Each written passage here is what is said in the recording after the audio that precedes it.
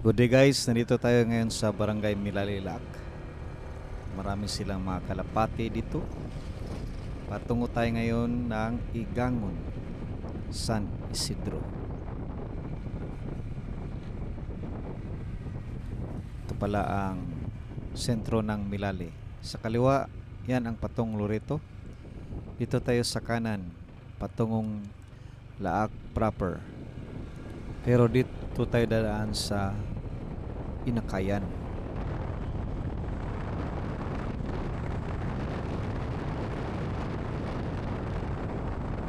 Ito ang pababa na exit road ng Milali. Buti at nag-clearing sila ng daan. Kanilang pinalapad.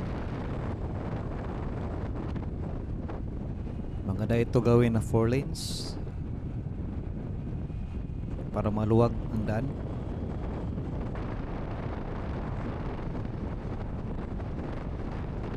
Ito ang tulay na entrada ng Milali, pero pauwi na tayo. Exit na ito na tulay. Marami pang mga falkata sa gilid ng daan. Kapag nakita natin yan na limestone, puti na lupa, yan ang exit ng Barangay Andap. Meron rin ditong pula na lupa. Ito naman ay ang Barangay Belmonte.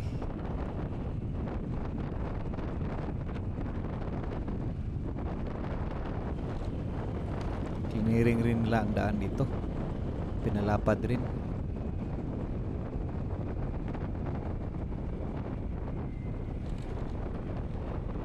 Matataas ang mga kahoy dito sa upper part ng Laak. Marami ka makita dito na mga falkata, rosewood tree. Meron ring mga na landslide na part na daan, pero konti lang.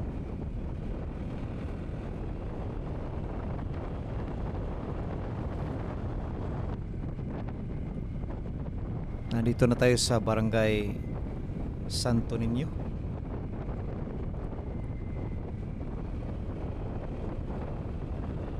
Dito ay maraming rubber tree.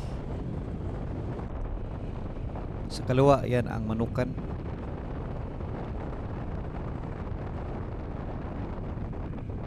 Malapit na tayo sa shortcut road patungong San Isidro. Dito tayo sa kanan, sa rough road na daan. Sa kaliwa, yan ang Patong Laak proper. Ito ang shortcut road patungong Inakayan, Mangloy, Binasbas. Patungo na yan ang Sawata rin. Bago ko lang nag-harvest ito ng mga falkata. Marami pang putol na kahoy sa daan. Hindi pa ito concrete.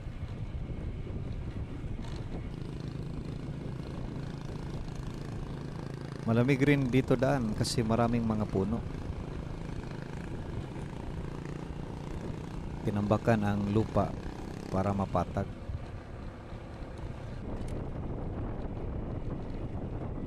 Ito ang kanilang sementeryo dito. Kapag hindi nila ito tinambakan, masyadong malubak talaga ang daan kasi may mga trucks nag-harvest ng mga kahoy. Mabigat yan. Straight tayo. Hindi ko alam kung saan yan patungo. Sa kanan.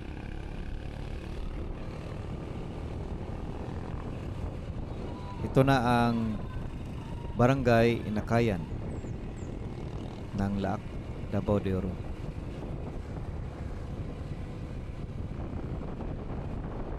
Sa kanan, ang Inakayan Elementary School.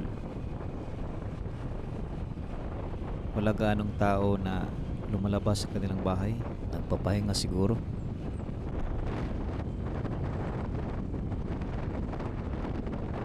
kunti rin dito ang mga sasakyan na dumaraan.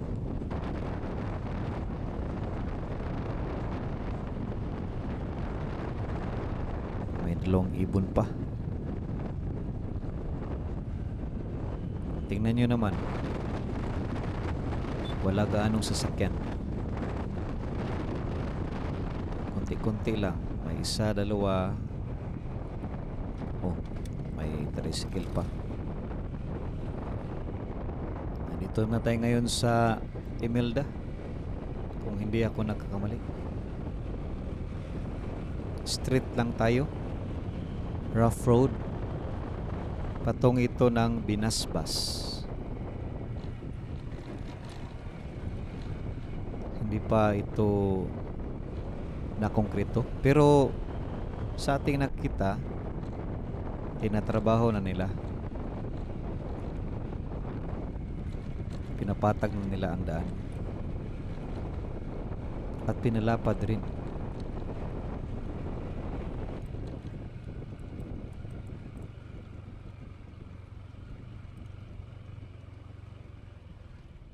Paunahin muna natin si ate.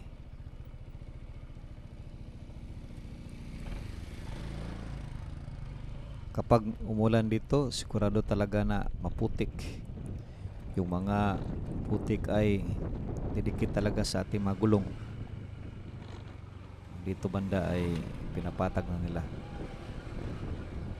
Buti at ginagawa na ang daan dito para straight na talaga ang konkreto na daan.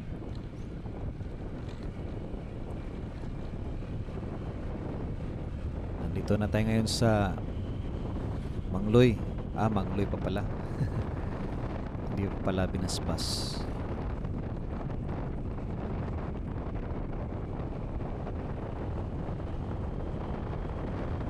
Yan ang mga heavy equipments, mga bulldozer, backhoe.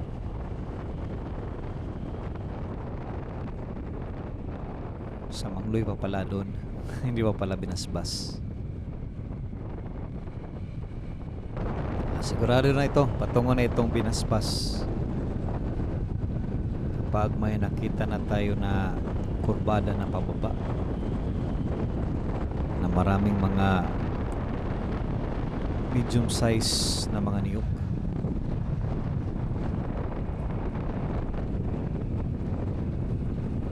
Wala gaanong four wheels na ating makita dito.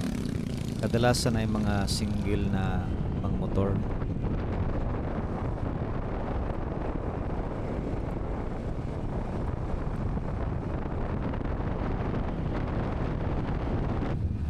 Ang pangunahing tanim dito ay niyog.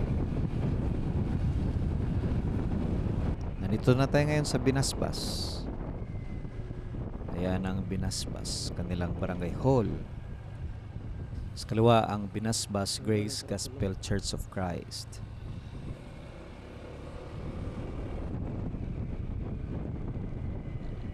Rough road na naman. Patungo tayo sa tulay. Ito ang tulay. Sa ibaba, yan ang Madgao River, kung saan maraming mga tao ang naliligo kasi free lang ang entrance.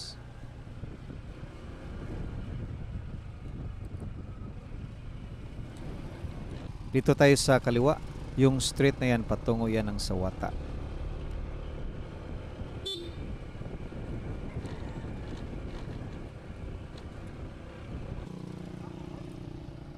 Dito sa Binasbas to Sawata Road ay 2 lane lang.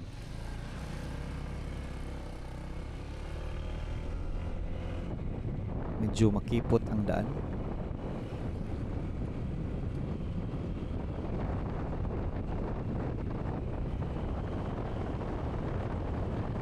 Kung mag-overtake ka dito, kailangan maingat talaga.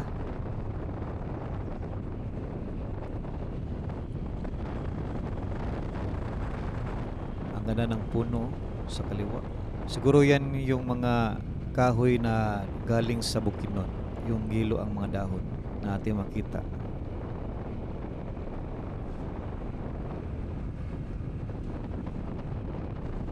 Patungo na tayo ng Higangon, guys. San Isidro.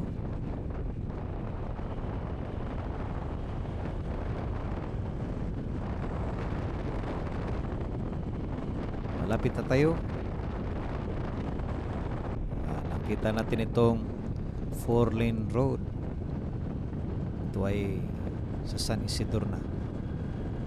Patungo na ito ng Higangon, San Isidro, Davao del Norte. Magkadikit lang ang Davao de Oro at Davao del Norte.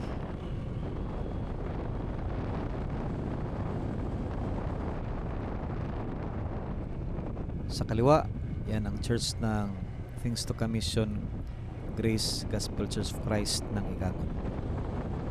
At sa wakas, nakarating na tayo dito sa Higangon proper.